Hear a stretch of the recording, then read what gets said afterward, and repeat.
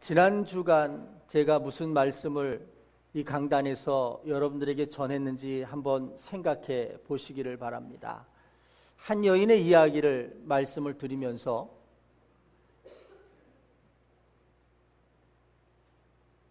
시도하면 대체되는 행복이 있습니다라는 메시지로 여러분들에게 말씀을 드렸습니다. 우리들의 삶의 변화를 시도하면 분명한 것은 그 삶에 하나님께서 채우시고 다시 공급하시는 축복이 있다는 말씀입니다. 오늘 본문의 말씀들을 이렇게 묵상하면서 정말 아프고 정말 고통스럽고 정말 괴로운 자의 마음을 품어봤습니다. 얼마 전에 뉴스에 나왔던 대구의 한 고등학교 1학년 학생의 자살 사건이 또 우리들의 가슴을 아프게 합니다. 그 아이가 7시간 전에 엘리베이터 바닥에 주저앉아서 혼자 눈물을 펑펑 흘리며 울고 있는 장면, 그 CCTV로 그 사진이 또다시 보여지는데 정말 그 많은 시간들을 고통 속에 있었던 그 일들을 생각하면서 정말 안타까웠습니다. 이 아이가 어떤 목사님의 조카라고 하더라고요. 제가 잘 아는 목사님의 조카라서 더 가슴이 아프고 안타깝다라고 하는 이야기를 듣게 됐습니다. 남의 일 같지 않고 다른 사람의 모습 같지 않아서 더 안타까운 일들이 되어지기도 합니다. 세상에는 참 무서운 병이 많이 있다는 생각이 듭니다. 그래서 우리 성도들 중에서라도 누구가 병원에 가셨다 그러면 일단 겁부터 덜컥 나는 게 요즘의 모습인 것 같습니다. 약으로도 해결되지 않고 또 최신의 의료 기술로도 해결 방법이 없는 병들이 지금 이 시대에는 참 많이 있습니다. 암이라고 하는 것도 아직 정복되지 않았습니다. 어떤 분들은 암보다 더 무서운 게 있는데 그게 치매입니다라고 이야기하는 분들도 있습니다. 수긍이 됩니다. 또 이것보다 더 무서운 병이 있다고 이야기하시면서 약도 없고 해결 방법도 없는 우울증이라고 하는 병도 무서운 병이다라고 이야기를 하십니다. 우리들의 삶에 희망을 발견하지 못하고 절망 중에 괴로워하고 고통 가운데 있는 모든 상황과 상태들을 다 생각해 보면 사실은 병보다 더 무섭고 더 힘들구나 하는 생각을 해봅니다. 성경에 보면 욥이라고 하는 인물이 있습니다. 이가 어떤 고난을 당하느냐 하면 하루아침에 가진 전 재산을 다 잃어버렸습니다. 그런데 그것도 사실은 재산, 그 물질 잊어버렸어도 가족이 남아있고 가족으로 인해서 다시 일어설 수 있는 소망이 있으면 될 터인데, 그런데 10명이나 되는 남매들이 한순간에 다 병으로 죽어갑니다. 아이들이 죽고 자신도 건강이 문제가 생겨서 지붕 위에 올라가서 거칠은 기와장으로 자신의 몸을 벅벅 긁어 살아야 하는 그런 고통과 괴로움 가운데 머뭅니다. 옆에서 힘을 주어야 할 아내가 오히려 조롱하고 멸시하면서 아내가 떠나갑니다. 그런 욥의 마음의 상태를 욥기서 3장에서는 이렇게 한탄을 하는데, 내가 태어나던 날에 멸망해버렸다면, 내가 그날이 캄캄한 밤이었더라면, 흑암이 그날을 덮어서 그 밤에 자식을 배지 않았더라면, 그 밤 새벽별이 어두웠더라면, 내가 태에서 죽어 나오지 아니하였던가, 또 내가 태어나서 왜 젖을 빨았던가, 그렇지 않았더라면 지금 내가 평안히 누워있을 것 아닌가. 사는 게 아니라, 살아있는 게 아니라 차라리 그때 죽었으면, 그때 생명으로 나오지 않았더라면 내가 지금 이런 고통과 괴로움은 당하지 않을 것이다 라고 하는 그런 절망 속에 고통을 외치고 있는 겁니다. 오늘 저와 여러분들의 영혼의 상태를 한번 생각해 봅니다. 애써 그렇지 않은 것 같지만 세상으로 내리누르는 여러 가지 과중한 문제와 짐들 때문에 잠을 잘 수가 없습니다. 밥을 먹어도 기쁘지가 않습니다. 저는 요즘에 조금 속이 건강치 못한 것 같은 느낌이 들어요. 느낌만 그렇습니다. 확인되지는 않았습니다. 밥을 먹어도 어떤 땐 정말 잘 먹었다. 그리고 잠도 잘 오고 막 이래야 되는데 밥을 먹고 나면 배도 아픈 것 같고 속도 안 좋은 것 같은 기분이 들어요.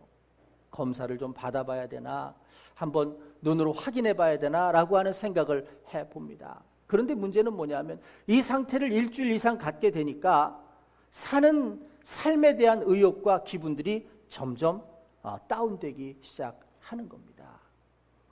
오늘 이런 문제들이 아닐지라도 오늘 우리들의 삶 가운데 신앙생활도, 믿음의 삶도, 또 성도의 교제도, 아니 세상에서의 교제도 다 의미를 잃어버려 고통과 아픔 속에 있는 영혼들을 생각하면서 오늘 말씀을 준비해 봅니다. 성경에는 똑같은 상황 두 가지를 이야기합니다. 먼저 읽었던 열왕기상 19장에 있는 말씀은 엘리야에 대한 이야기입니다. 엘리야는 참 대단한 사람이지요.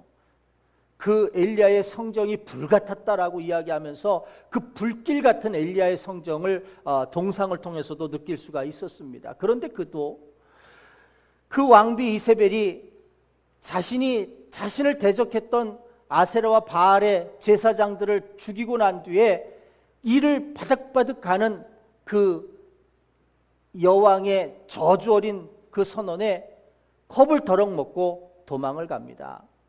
그리고는 사는 맛과 재미를 잃어버리고는 쌀이나무 아래, 로뎀나무 아래 누워서는 이제는 넉넉하오니 나를 죽여주소서라고 그가 고백을 합니다. 이것이 엘리야의 상태였습니다. 오늘 본문 바로 앞에 있는 엘리야의 상태였습니다. 또 민수기에 읽어진 말씀은 모세에 대한 이야기지요. 이 백성들을 이끌고 왔는데 이들이 내 자식도 아니고 이들에게 내가 운명을 걸어야 될 필요도 없고 내가 이들에게 어떤 사명이 있는 것도 아닌데 저들은 나를 통해서 계속 원망한다는 겁니다. 하나님께서 광야길을 인도하시면서 필요할 때마다 은혜를 공급하시고 낮에는 불기둥으로 밤에는 불기둥으로 낮에는 구름기둥으로 이 백성들을 보호하시면서 인도하십니다.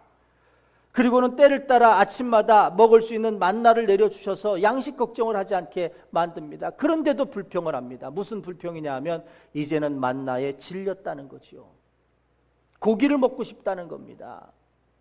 이 불평을 듣는 모세가 도대체가 이 사람들을 이해할 수가 없는 겁니다. 주어진 상황, 주어진 조건과 여건들을 봐도 감사할 것이 충분한데도 불구하고 끝없이 불평하는 모습을 보면서 도대체 내가 이 사람들을 언제까지, 내가 이들을 어떻게 해야 되겠느냐. 차라리 나에게 은혜를 베푸사 나를 죽여 내가 고난당함을 보지 않게 하옵소서. 민수기 11장 15절에 그는 이렇게 고백을 합니다. 모세와 엘리야의 한결같은 모습은 지금 그렇습니다. 차라리 나를 죽게 하십시오라는 거지요. 죽여주십시오라고 하는 겁니다. 여러분, 이것이 성경의 이야기이지만 오늘 우리들의 삶을 돌이켜볼 때 나의 이야기도 될 수 있다는 생각을 가지고 말씀을 준비했습니다.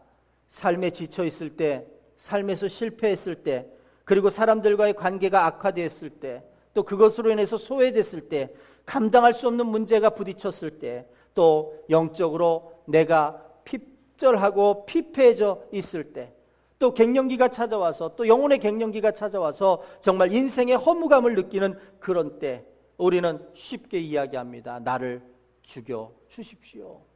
죽고 싶다라고 이야기를 한다는 거지요. 여러분, 오늘 우리들의 영혼의 외침에 솔직할 수 있는 이 자리가 되기를 원합니다.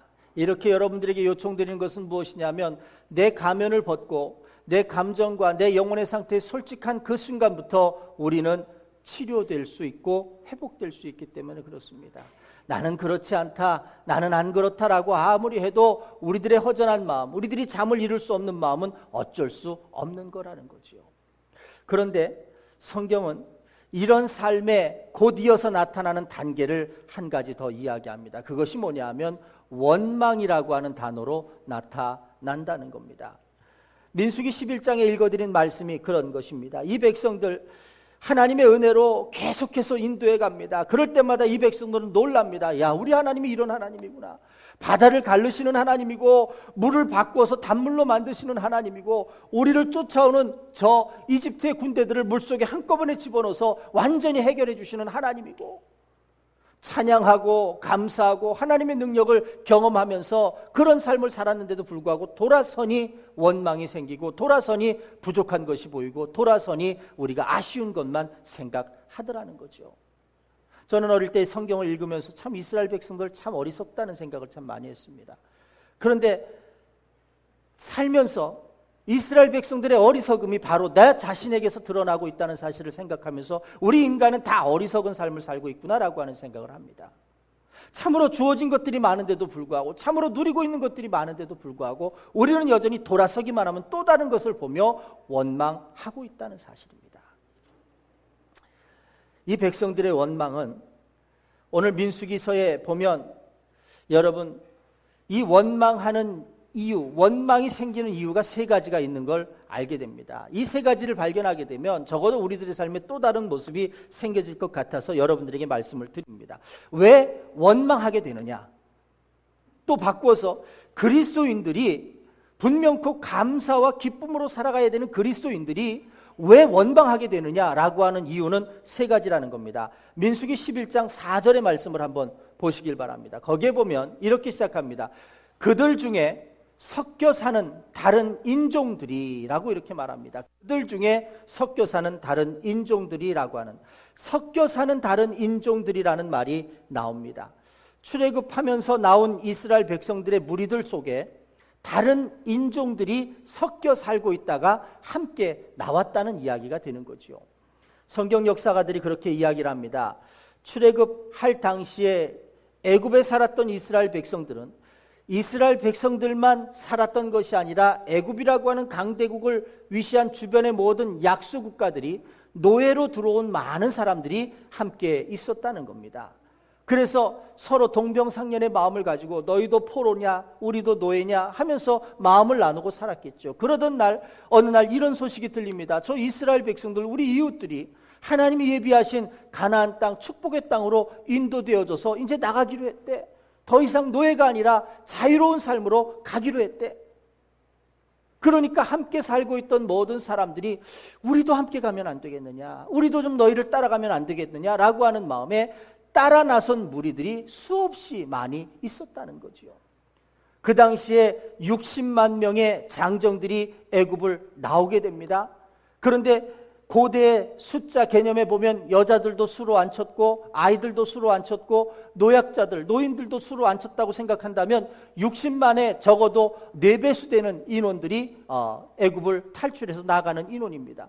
200만에서 250만 되는 사람들 중에는 수다한 다른 족속과 이방인의 민족들이 섞여 있었다는 이야기입니다. 그런데 문제는 뭐냐면 이 사람들은 하나님 중심으로 사는 사람이 아닙니다. 이 사람들은 아브라함 때로부터 언약의 후손들과 자손들로 그 약속을 기억하며 살아가는 사람들이 아닙니다. 그렇기 때문에 조금만 상황이 바뀌어도 불평할 수 있고, 조금만 상황이 바뀌어도 하나님을 알지 못하기 때문에 원망하게 될 수밖에 없다는 겁니다. 그런데 문제는 뭐냐면 하나님의 언약의 백성들이 그 불평하는 잡다한 무리들의 원망을 들으면서 이 원망이 자신들의 원망으로 전염되기 시작했다는데 문제가 있다는 겁니다. 사건 뒤에, 문제 뒤에 역사하셔서 그 일들을 이루실 하나님을 믿는 믿음이 점점 희석되어지고, 내 지금 상황이 보여지는 것, 그리고 문제가 해결되지 않는 것 때문에 더 고통스러워하고 더 괴로워하는 상태가 됐다는 거죠. 그래서 원망이 전염이 된다는 이야기입니다. 두 번째는 왜 원망하게 되느냐 하면 탐욕 때문에 원망하게 된다는 겁니다. 4절 그 뒷부분에 보면 이런 말씀이 있죠. 그들 중에 섞여 사는 다른 인종들이 탐욕을 품었다라고 말합니다. 탐욕을 품었다. 이 탐욕이라고 하는 원어가 뭐냐 하면 히타우타와라고 하는 원어인데, 자신들의 욕망, 스스로 자신들의 욕망에 사로잡혔다라고 하는 뜻을 가지고 있습니다. 스스로 자신들의 욕망에 사로잡혔다. 어떤 물건을 보고, 어떤 것을 보고 지극히 보고 싶고 가지고 싶어서 내 것이 되고 싶어서 하는 그런 마음보다는 그것을 가지지 못해서 그것이 내 것으로 만들지 못해서 더 괴로워하고 더 힘들어하는 상태라는 겁니다. 어떤 개가 커다란 뼈다구를 하나 주웠습니다. 얼마나 기분이 좋았겠습니까? 이걸 빨아서 먹으려면 몇 날 며칠은 빨아 먹을 걸 생각하면서 정말 침을 질질 흘리며 죄송합니다. 아름다운 우화를 이렇게 각색을 해서 그리고는 그 뼈다구 하나를 입에 물고서는 막 기분 좋게 집을 가는 겁니다. 가다가 어디를 건너갑니까? 예? 여러분 다 아시는 이야기잖아요. 그죠? 개울을 건너가는 겁니다. 개울을 건너가다가 어떻게 했어요? 그냥 눈 딱 감고 건너갔으면 되는데 하필이면 그 맑고 맑은 개울물을 쳐다보게 된 겁니다. 쳐다봤더니 거기 뭐가 보입니까? 어떤 놈이 뼈다구 하나를 물고 있는데 그 뼈다구가 어떻게 보였다는 거예요? 있는 이야기 그대로 해보세요. 정말 먹음직스러워 보이고 자기 생각에는 자기 것보다 더 크게 보였다는 거예요. 그래서 어떻게 했게요? 멍 치면서 내놔라 하면서 소리를 버럭 질렀대잖아요. 그 뼈다구가 어떻게 됐을까요? 물에 빠져서 잃어버렸다는 거 아니겠어요? 웃을 수 있는 이야기지만 사실은 이 탐욕이라고 하는 단어가 이런 단어라고 하는 겁니다. 사단은요, 이 마음을 너무나 잘 알고 있기 때문에 우리를 이 탐욕의 상태로 이끌어서 주변에 좋고 풍족한 내 것을 아무것도 바라보지 못하게 만들어 놓는다는 겁니다. 자, 보세요. 금식 여러분들 기도하시면서 해보셨을 겁니다. 그런데 금식하면서 가장 힘든 날이 첫째 날, 둘째 날 정도쯤 됩니다. 왜냐하면 그 먹고 싶었던 것을 먹지 못하고 그 속에서부터 막 먹을 것을 달라고 아우성치는 것 때문에 사실은 기도하려고 준비했고 작정했던 제목들이 하나도 생각이 안 나는 겁니다. 그냥 참으면서 이 금식 기간이 끝나면 첫 번째는 갈비 먹고 두 번째는 탕수육 먹고 세 번째는 짬뽕 먹고 이런 것만 생각하지 기도 제목이 하나도 생각이 안 나는 겁니다. 그런데 신앙을 경험한 어른들의 이야기를 들어보면 그 기간이 지나고 나면 비로소 먹고자 하는 의욕이 사라지게 되고 내가 기도하고자 하는 제목들이 올라오기 시작하면서 진정한 금식의 기도가 이어진다라고 말씀을 하시죠. 그런데 여러분 그 이틀의 상태가 어떤 상태냐면 바로 탐욕의 상태라는 거. 얼마나 견디기 힘든 상태이냐, 얼마나 육신적인 상태이냐라고 하는 거죠. 마태복음 4장에 보면 예수님께서 40일 금식하신 후에 사단의 시험을 받는 장면이 나오죠. 얼마나 배가 고프셨겠습니까? 40일을 금식하셨습니다. 그리고는 사단이 와서 보여지는 모든 돌멩이들을 떡으로 만들어서 먹게 하면 얼마나 좋으냐. 다 만들어 먹어라. 배고픈데 먹어라. 여러분, 이 사단의 시험을 오늘 탐욕이라고 하는 말씀에 비추어서 생각해 보시길 바랍니다. 예수님에게 있어서 그 어떤 가치보다 그 어떤 열정과 열망보다 지금 내가 배고파하는 이것 때문에 그것을 만들어 먹을 수 있는 탐욕에 순종하고 탐욕에 복종할 수 있는 삶이 되라라고 하는 사단의 시험이 첫 번째 시험이라는 겁니다. 그런데 예수님께서 그 상황 가운데 뭐라고 말씀을 하셨습니까? 떡으로 사는 것이 아니다. 하나님의 입에서부터 나오시는 말씀으로 우리는 살아간다라고 선언하지 않습니까? 이겁니다. 지금 내 육체와 입에서는 배고픔 때문에 탐욕 때문에 침이 질질 흐르는 상황과 상태가 되었을지라도 내가 자각하고 깨닫는 것은 무엇이냐면 하나님 말씀으로 살아간다라고 하는 한 가지 사실이라고 하는 겁니다. 시험을 이기셨다라고 하는 건 다른 것이 아닙니다. 육체적으로 한계에 와서 누구라도 그렇게 될 수밖에 없는 다른 것이 보이지 않는 육체적인 한계를 가지고 있었지만 그 가운데서도 하나님 말씀을 붙드는 열정이 탐욕을 누르는 모습으로 세워졌다는 사실이지요. 이것이 중요한 것입니다. 그런데 이스라엘 백성들은 지금 그렇게 되지 못했다라고 하는 거죠. 얼마나 자신들에게 주어진 축복과 은혜가 더 많음에도 불구하고 더 먹지 못하는 것 때문에 고기를 먹지 못한다라고 하는 그 한 가지 사실 때문에 원망하고 있는 모습. 이게 탐욕에서부터 나오는 이야기죠. 세 번째 원망이 나오는 이유가 있습니다. 이것은 뭐냐면 잘못된 비교 때문에 나오는 겁니다. 성경에 보면 5절에 그렇게 이야기를 합니다. 우리가 애굽에 있을 때는 이라고 말합니다. 애굽에 있을 때는 어땠느냐? 값없이, 여기에 보니까 그러네요. 값없이 생선과 오이와 참외와 부추와 파와 마늘을 먹은 것이 생각난다는 겁니다. 값없이 먹었답니다. 노예니까 그랬을 것 같아요. 누가 노예에게 돈 받고 팔겠습니까? 그냥 던져주겠지. 값없이 먹었다는 겁니다. 어떻게 보면 돈을 안 내고 사 먹은 게 굉장히 큰 복인 것 같지만 그 너머에는 아직도 노예의 신분으로 있는 자신들의 모습을 잊어버리고 있다는 겁니다. 비교의식에 의해서 사실은 원망이 나왔는데 이 비교의식조차도 잘못된 비교의식이라는 겁니다. 제대로 된 것이 아니라는 거죠. 왜? 자기가 가진 것, 자기가 지금 누리는 것이 더 많은데도 불구하고 그 전에 그저 마늘 하나 먹을 수 있었던 거, 고기 하나 먹을 수 있었던 거, 그게 그때는 무료였고 공짜여서 좋았다라고 하는 말. 그러나 그 너머에는 여전히 노예의 신분에 있었다는 사실을 인식하지 못하고 있는 거죠. 잘못된 비교의식 때문에 그렇다라고 하는 거죠. 이런 겁니다. 오늘 우리들의 삶을 힘들게 하는 많은 것들이 사실은 지금 민수기서에서 나온 이스라엘 백성들에게 나타나는 이 모습들 때문이 아닌가 생각해 보는 겁니다. 다른 사람들의 말들을 들으면서 내가 행복해 보이지 않습니다. 다른 사람들의 이야기를 들으면서 도대체 저 사람들은 어떻게 해서 저렇게 큰 복을 받았을까 하면서 내 스스로가 비참해 보입니다. 다른 사람들은 이런 일을 겪지 않는 것 같은데 왜 나만 이런 일을 겪고 있느냐라고 하는 생각 때문에 힘들어집니다. 또 우리 스스로가 갖는 탐욕이 있습니다. 꼭 가지고 싶어서 요즘 젊은 사람들 그런 이야기 하더라고요. 지름신이라고 이야기를 하더라고요. 정말 너무나 갖고 싶으면 신이 내렸다는 거예요. 지름신, 질러버리는 신이 내렸다는, 결제를 하고 마는 신이 내렸다는 겁니다. 그래서 어떻게든 구입을 해야만 하는 신이 내렸다는 거죠. 이렇게 인정을 합니다. 탐욕 때문에 그렇습니다.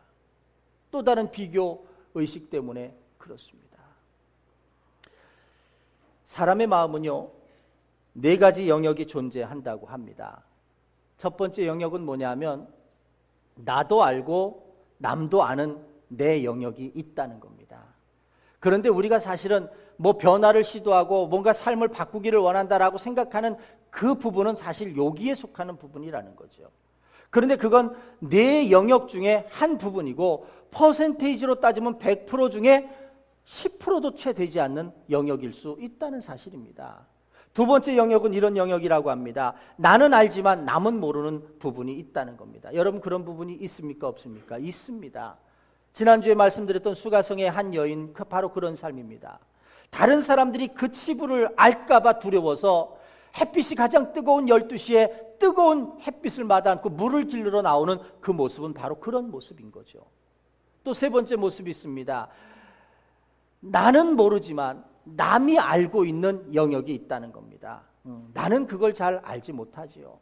그러나 남은 분명히 알고 있는 부분이 있다는 겁니다. 그런데 네 번째 부분이 있습니다. 이건 뭐냐면 나도 모르고 남도 모르는 부분입니다. 신앙적으로 말하면 나도 모르고 남도 모르지만 주님은 아시는 부분이 있다는 거지요.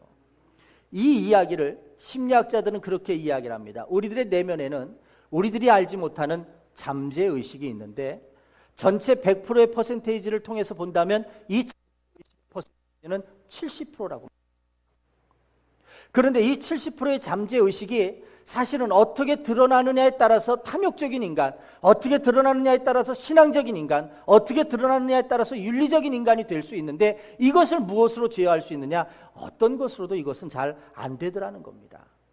다른 것들은 남을 의식하거나 남이 말해주거나 아니면 내가 자각하거나 이러면 될 수 있는데 이 잠재 속에 있는 이 70%는 되지 않는다는 겁니다. 그래서 유대인들은 자녀들에게 성경의 암송을 가르쳤습니다.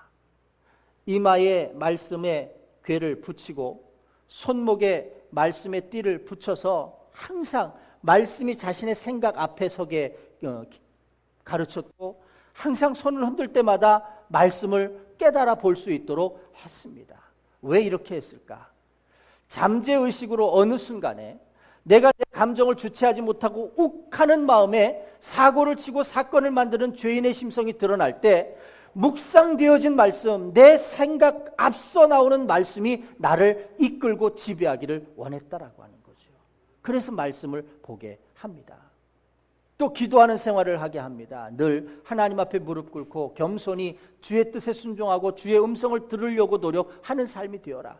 왜 그러냐면 우리들 속에 있는 이 70%의 잠재의식이 어느 순간에 폭발할 때 이걸 어떤 것도 막아낼 수가 없는데, 그런데 기도하다 보면 그 안에 성령과 동화되어서 예수 그리스도가 내 안에 내재하시고 성령이 인도하시는 그런 삶이 되어지기 시작하면 내가 폭발하는 그 순간에 그분의 도우심과 손길로 나를 붙잡고 나를 인도받을 수 있다라고 하는 기대지요. 이것이 바로 심리학자와 성경학자들이 이야기하는 바로 중요한 인간의 영역의 부분이라고 하는 겁니다. 자, 그러면 이런 일들을 생각해 볼 때 오늘 말씀을 한번 결론 지어 보려고 합니다. 우리는 다 고통스럽습니다. 장남은 장남대로 짐이 크고, 아내는 아내대로의 짐이 크고, 또 자식들은 자식들대로의 짐이 큽니다.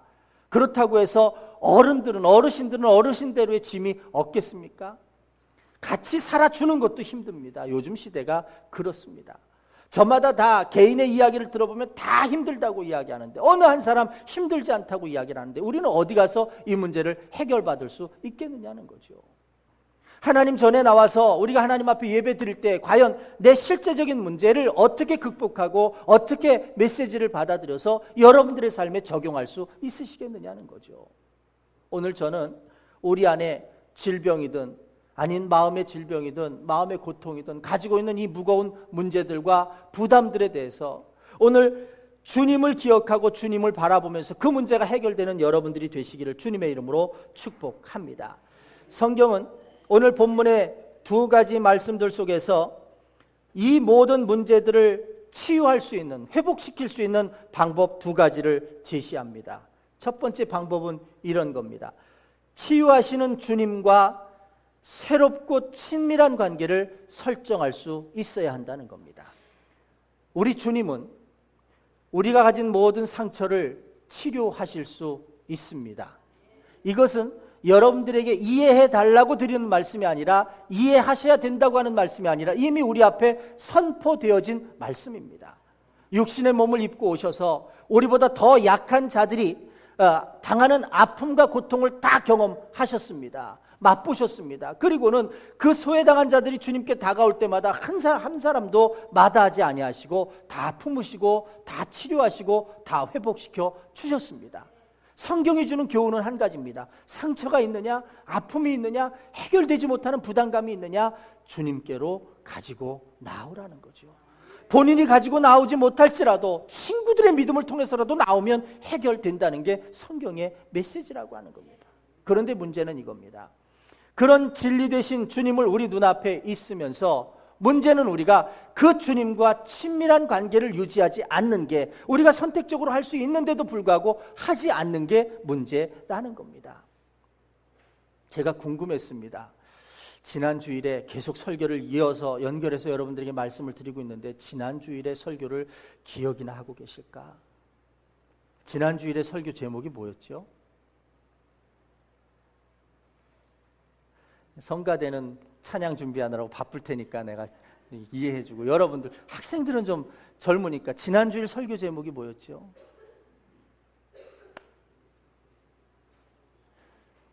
지난 주일에 그러면 여러분들 가슴 속에 새겨진 메시지는 또 뭐였을까요?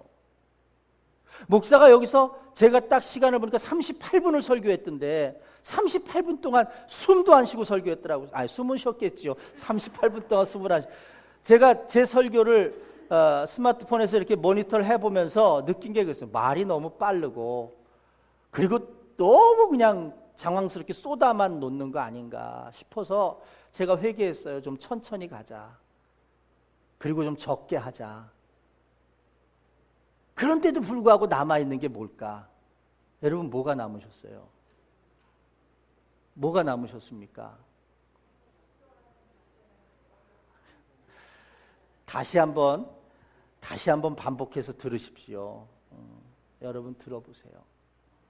예수 그리스도 우리를 치료하시고 그 여인의 허전함을 아셔서 그 영혼의 문제를 아셔서 영원히 목마르지 않을 샘물을 줄 수 있다고 말씀하시는 예수님을 받아들이고 그분을 구주로 인정하고 그 변화의 삶을 시도하면 그 여인은 확실하게 변화가 됐더라는 거죠. 저는 거기에 중점을 두고 여러분들에게 용기를 드리고 싶었어요.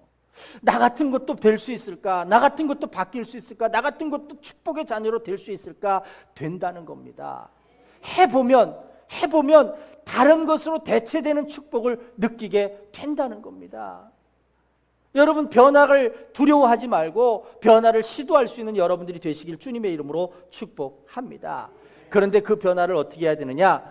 우리를 변화시킬 수 있는 주님을 바라보고 그 주님과 친밀한 관계를 유지하려고 애쓰셔야 된다는 겁니다. 자주 아침에도 점심에도 저녁에도 주님을 생각하고 주님의 뜻을 생각하고 주님이 원하시는 일들을 생각해낼 줄 아는 삶이 되셔야 한다라고 하는 거죠. 어떤 작가는요, 무명일 때 밤에 잘 때마다 400번씩 그렇게 속으로 되새기고 잤답니다. 나는 책을 쓸 건데 내 책을 통해서 수많은 사람들이 영혼의 안식을 얻게 되는 책을 쓸 거다. 그러면서 밤에 잘 때 나는 그런 훌륭한 작가가 될 거다 하면서 400번을 하룻밤 만에 400번씩을 외치면서 잠을 잤대요. 켄 필드라고 하는 작가입니다. 영혼을 위한 닭고기 수프라고 하는 책 한 권이 세계적으로 2천만 부 이상 팔렸습니다. 바로 이 작가가 무명의 시절을 살면서 그렇게 말했다는 거예요. 늘 그렇게 마음속으로 새겼다는 거지요. 여러분, 그 꿈이 이루어집니다. 오늘 우리가 주님과 나를 용서해 주시고 나를 치료해 주시고 나를 사랑하시는 예수님을 기억하면서 주님과 매일 가까이 하려고 하나님의 약속을 기억하고 말씀을 깨닫고 반복해서 그 말씀을 내 마음속에 새기면 주님과 친밀하게 되는 관계를 이룰 수가 있다는 겁니다. 그 상태가 되면 바로 그때가 하나님과 예수님과 영혼의 데이트를 하고 있는 때가 될 수 있다는 거지요. 저는 주님과 친밀한 관계, 친밀함을 유지하십시오라고 하는 말을 생각하면서 데이트라고 하는 말을 생각해 봤습니다. 데이트라는 게 별겁니까? 가까이 있는 게 데이트입니다. 그죠? 몸도 멀리 있으면 마음도 멀어진답니다. 연인들이 그토록 가까이 있으려고 하는 이유는 한 가지입니다. 마음이 가까워지려고 하는 거겠죠.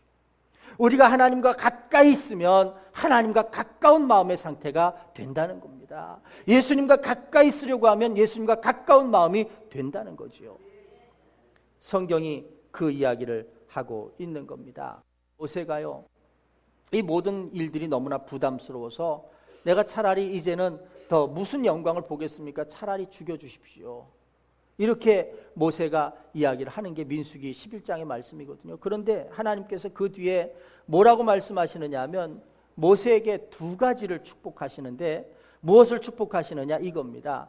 지금 이스라엘의 사람들 중에 70명을 모아라는 거죠. 70명을 모아라. 그런데 그 70명은 내가 너에게 준 영감과 능력을 그들에게도 부어줘서 그들이 지도자가 돼서 이 백성들을 이끌고 갈 것이라는 거죠. 너무나 힘들어서 번아웃 되어져 있는 모세에게 걱정하지 말아라. 지금 너희 진영에 있는 사람들 중에 70명을 모아오면 내가 너에게 똑같은 능력을 그들에게도 주어서 너의 짐을 70분의 1로 나누어 놓겠다라고 말씀하시는 축복이 회복시키시는 말씀이 거기에 있고요. 그 다음에 이스라엘 백성들이 무엇 때문에 원망했습니까? 고기 먹고 싶다는 거잖아요. 그래서 고기 먹고 싶어하는 백성들에게 하나님께서 그 백성들에게 내일부터 내가 고기를 먹게 할 터인데 얼마나 많이 먹는지 더 이상 고기 냄새가 싫어서 질렸습니다라고 할 때까지 먹여줄 거다. 어떻게 하셨어요? 아침마다 저녁 때마다 메추라기 떼가 이스라엘 진영으로 몰려 날아오는데 이 떼가 날아올 때는 힘있게 날아와가지고는 날아가지를 못하고 빌빌거리게 만들어 놓으신 것 같아요. 그러니까 그냥 아무나 가서 그냥 턱턱 잡으면 메추라기 한 마리, 메추라기 두 마리 그냥 쉽게 잡아서 고기를 먹는데 정말 더 먹기 어려울 만큼 만들어주시는 축복을 하나님께서 민수기에서 보여주셨다는 사실이죠. 여러분, 이 하나님과 친밀하게 살아갈 수 있는 여러분들이 되시기를 주님의 이름으로 축복합니다. 그 다음에 두 번째 주시는 말씀이 있습니다. 그것이 뭐냐 하면 사명을 깨닫는 삶이 되어서 우리에게 주어진 사명대로 세상 사람들에게 위로자가 되어줘야 하고 세상 사람들을 격려해주는 삶으로 우리들의 삶을 바꾸어 가야 한다는 사실입니다. 잘 보십시오. 가장 중요한 것은 뭐냐면 삶의 목적을 잃어버렸을 때 그 사람은 공허한 겁니다. 집 한 칸 마련하기 위해서 열심히 살아갑니다. 그럴 때는 정말 눈에 불꽃이 일어나도록 살아갑니다. 그런데 집을 장만했습니다. 더 이상의 목표가 없어졌습니다. 그때부터는 행복이 뭐냐라고 생각하면서 허전한 마음을 달래는 게 인간의 본성입니다. 목표를 잃어버리면 우리들의 삶은 그 순간부터 공허함 속에 빠져버립니다. 그런데 하나님께서 우리들에게 주신 생애 아주 중요한 목표가 있다는 겁니다. 그게 뭐냐? 위로자가 되어주어라는 거죠. 다른 삶을 격려하는 삶이 되어주어야 한다는 거죠.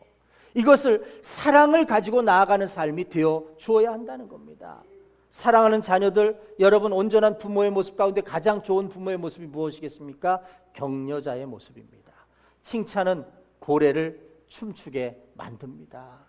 자녀들을 핍박하고 너는 왜 이렇게 못났느냐? 누구를 닮아 못났느냐? 당신을 닮아서 머리가 그렇게 나쁘지. 이렇게 했다가는 그 가정은 큰일 나는 거잖아요. 그저 작은 부분의 장점을 보고 칭찬해 주기 시작하면 그 아이가 힘을 얻고 용기를 얻어서 더 나은 인생이 될 수 있다는 사실이죠. 인생도 마찬가지입니다. 격려자가 되고 위로자가 되어주는 사명이 우리들에게 있습니다. 오늘 읽어드린 열왕기상에 있는 말씀이 바로 그런 거지요. 하나님께서 엘리야와 대화를 나누셨습니다. 그리고는 마지막으로 14절에 하나님께서 엘리야에게 물으시는 거죠. 내가 왜 어찌하여 지금 여기 있느냐라고 하는 말씀입니다. 지금 여기 서 있을 곳은, 서 있는 이 자리는 엘리야가 있어야 할 자리가 아니라는 거죠. 그러면서 하나님께서 물으시는 겁니다. 내가 왜 여기 있느냐? 그러면서 하나님이 엘리야에게 사명을 다시 주십니다. 그것이 오늘 읽어드린 말씀이죠. 너의 길을 돌이켜 광야를 통해 다메섹으로 가서 하사엘에게 기름을 부어 아람의 왕이 되게 하라. 또 예후에게 기름을 부어 이스라엘의 왕이 되게 하고 엘리사에게 기름을 부어 너의 대를 이을 수 있는 선지자가 되게 만들어라 라고 사명을 허락하신다는 겁니다. 여러분, 몸이 아팠을 때 하나님 앞에 기도해서 건강을 얻으셨다면 이 건강을 가지고 하나님의 영광을 위하여 쓰임받을 수 있기를 축원합니다. 오늘 우리들의 가정이 주는 하나님의 축복과 은혜 가운데 거하는 삶이 됐다면 이 가정을 통해서 하나님께 영광을 돌릴 수 있는 삶으로 여러분 사명을 자각하시기를 주님의 이름으로 축복합니다. 무언가 내 삶에서 한 가지가 회복되어지고 한 가지가 더해졌다면 그 더해진 것 가지고 내가 어떻게 하나님께 사명자로 설 수 있을까를 생각하고 설 수 있는 여러분들이 되시기를 주님의 이름으로 축복합니다. 이렇게 해야만 하는 이유가 있습니다. 왜냐하면 목적을 가지고 살게 되면 그 목적이 나를 다시 세우는, 나를 다시 바로잡게 만드는 귀한 역사를 이루게 된다는 사실입니다. 저는 오늘 말씀을 준비하면서 이사야서에 있는 말씀이 깨달아졌습니다. 하나님은 상한 갈대를 꺾지 아니하시는 하나님이십니다. 꺼져가는 심지의 불을 끄지 아니하시는 하나님이십니다. 오늘 우리가 상한 갈대입니다. 꺼져가는 불꽃입니다.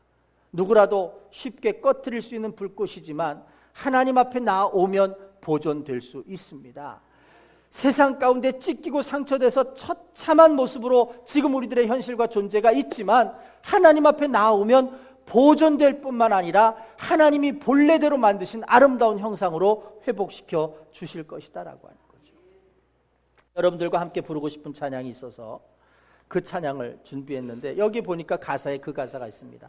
상한 갈대 꺾지 아니하시는, 꺼져가는 등불 끄지 아니하시는, 변함없고 거짓 없으신 하나님. 오늘 이 찬양 우리 함께 부르면서 오늘 이 하나님을 확신하고 이 하나님 앞에 오늘 내 육신의 모습을 내려놓고 하나님 앞에 설 수 있는 여러분들이 되기를 원합니다. 어떤 권세도 끊을 수도 깨트릴 수도 없는 그 사랑이 우리 안에 있습니다.